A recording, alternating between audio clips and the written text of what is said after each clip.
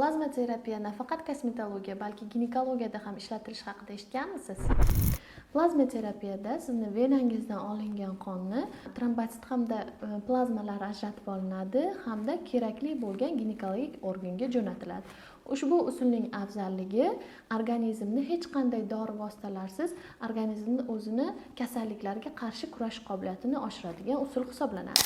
Plazma terapiya ginekologiyada birinchi o'rinda bepushtlikda juda ham keng qo'llab kelmoqdamiz.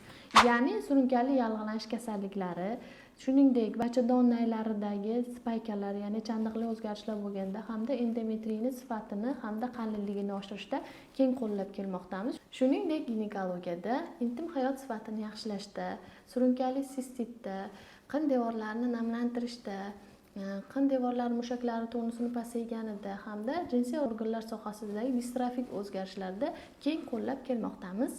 Shu kungacha ushbu muolajani o'tkazgan bemorlarimiz bilan yaxshi natijaga erishib kelmoqdamiz. Yana ham qiziq ma'lumotlarni o'tkazib yubormaslik uchun meni sahifamga obuna bo'ling.